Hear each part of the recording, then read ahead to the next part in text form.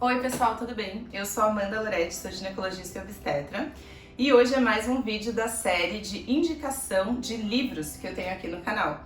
Então nessa série eu indico livros que eu acho que são interessantes, que tem alguma coisa a ver com saúde da mulher, seja no âmbito da sexualidade ou de qualidade de vida. E hoje a gente vai falar sobre esse livro, A Coragem de Ser Imperfeito, da Brené Brown. Antes de eu começar, se você não for inscrito no canal, por favor já se inscreve. A maioria das pessoas que assistem meus vídeos não são inscritas, então por favor não custa nada, clica aqui no inscreva-se e já deixa um like nesse vídeo que ajuda na divulgação. E também me sigam no Instagram, que eu tô sempre postando e comentando coisas, sobre saúde da mulher, dessa forma que eu também abordo aqui. E vamos começar então. Esse livro da Brené Brown, ele foi lançado pela primeira vez em 2012. E a Brené Brown, ela tem doutorado, em serviço social, então ela começou a carreira dela trabalhando como assistente social lá nos Estados Unidos e depois ela virou professora universitária e pesquisadora da Universidade de Houston e depois de cerca de 15 anos de estudo sobre esse tema desse livro que ela escreveu a tese dela, mas de uma forma mais mastigada e que dá para pessoas, não do mundo acadêmico ler. E é esse um dos livros que ela lançou, tem mais de um, tá? Mas esse é o que ficou mais famoso, sobre a teoria que ela tem. E sobre o que é esse livro, Então, ele não conta uma história, ele é um livro tipo documentário, assim, em que ela conta a trajetória dessa pesquisa, e essa pesquisa que ela fez foi através de muitas entrevistas com pessoas abordando o tema da vulnerabilidade e da vergonha. Então, eu li esse livro agora, eu acabei de ler ontem, Eu comecei há alguns meses, acabei demorando um pouco para ler, mas acabei ontem, e ele foi um livro que me deu uns estalos assim na cabeça, sabe? Coisas que eu já sentia, mas que eu não conseguia nomear, e que ela coloca nome nessas sensações.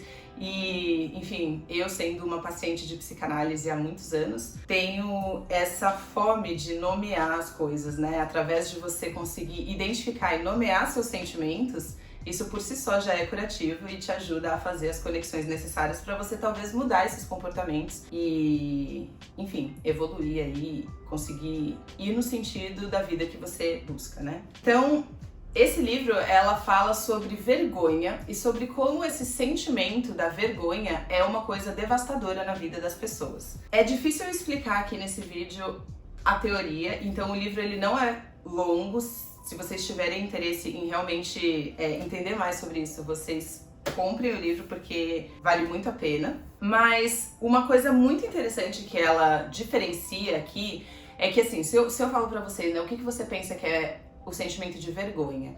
Daí você pode lembrar, por exemplo, vergonha, sei lá, uma vez quando eu era adolescente, sei lá, eu tava no meio de umas pessoas e alguém abaixou minha calça, por exemplo, Vergonha é sofrer bullying na escola, Vergonha é, sei lá, perder o meu emprego, sendo que eu sou a única pessoa que tenho que prover pra minha família, então essa situação me causa vergonha. Vergonha é descobrirem que meu marido me traiu e daí todo mundo ficou sabendo e eu me senti com vergonha, Então, você pode estar pensando aí em inúmeras situações em que quando eu falo vergonha, vem na sua mente alguma situação que você já passou ou alguma situação que você teme passar, mas ela destrincha esse termo e divide ele em algumas coisas diferentes. Então, ela divide a palavra vergonha da palavra culpa.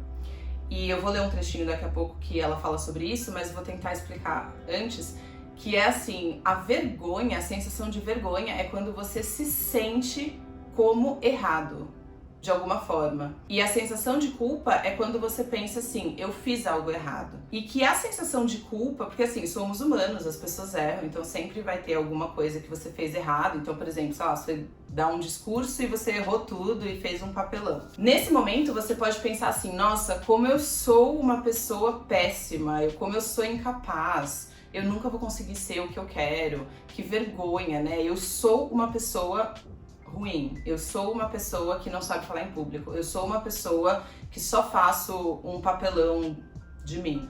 Ou você pode pensar assim, eu fiz um erro hoje, eu cometi um erro nessa palestra, mas quando você coloca como culpa a situação, que é o que ela chama esse eu fiz e não eu sou, isso abre espaço para mudança. Isso abre espaço para você falar, poxa, eu fiz errado dessa vez, mas eu tenho a possibilidade de mudar esse comportamento e melhorar e no futuro acertá-lo. Agora, se você se coloca na situação de eu sou um fracasso e eu sou péssimo em falar em público, por exemplo, isso mina a sua capacidade de evolução, né?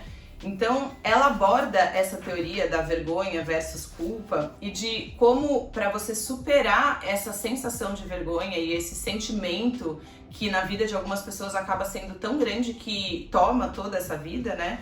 Que você precisa fazer as pazes e entrar em contato com a vulnerabilidade. E que é através dessa prática, e que é uma prática no sentido de você treinar mesmo se colocar nessas situações, que você consegue ir elaborando uma capacidade de superar a vergonha e de viver uma vida que ela chama de plena. Os capítulos, então, né, eles são divididos aqui. Primeiro ela conta um pouco sobre a motivação dela de estudar isso.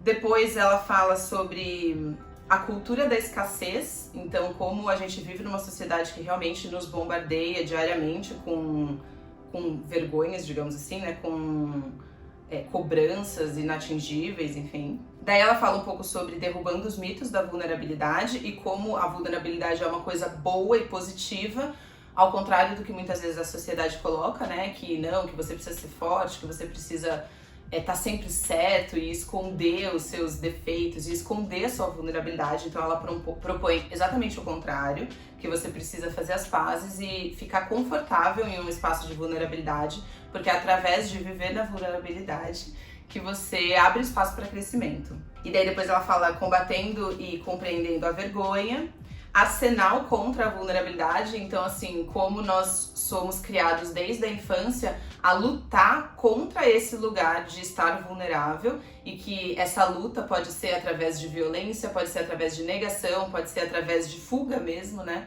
E que a gente tem que lutar contra esses nossos ímpetos, porque nós somos criados, né? A maioria das pessoas foram criadas para apagar e fingir que a vulnerabilidade não existe.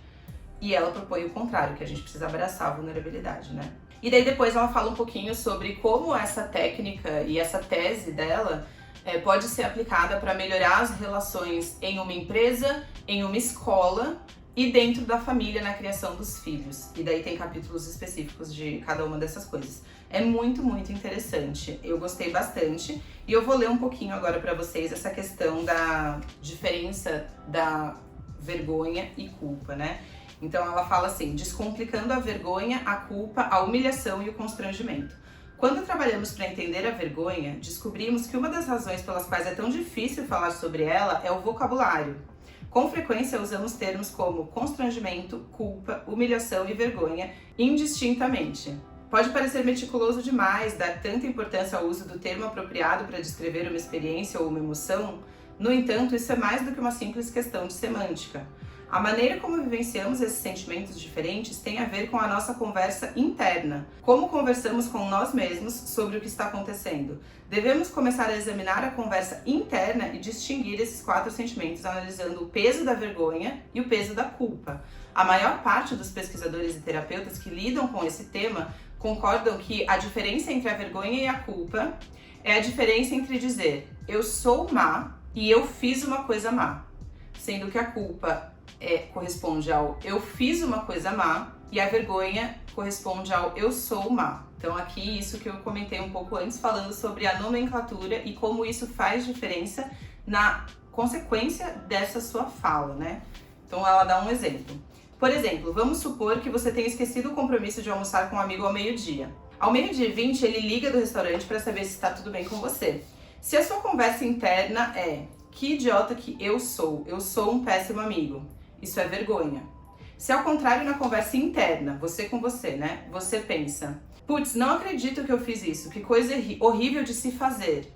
Isso é culpa. Quando sentimos vergonha, estamos mais inclinados a nos proteger, culpando alguém ou algo, justificando o nosso erro, oferecendo uma desculpa esfarrapada e nos escondendo. Em vez de pedir perdão, culpamos nosso amigo e justificamos o esquecimento. Por exemplo, eu lhe disse que estava muito ocupado, hoje não é um dia bom pra mim.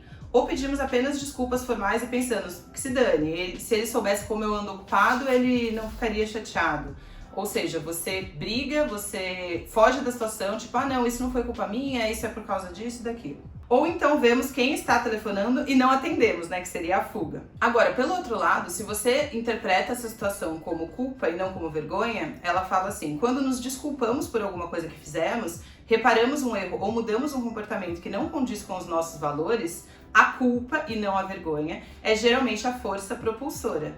Nós nos sentimos culpados quando comparamos algo que fazemos ou deixamos de fazer com nossos padrões de excelência e vemos que eles não combinam. Então é a diferença de você falar, putz, realmente, desculpa, eu esqueci, espero que isso não se repita, vamos marcar amanhã.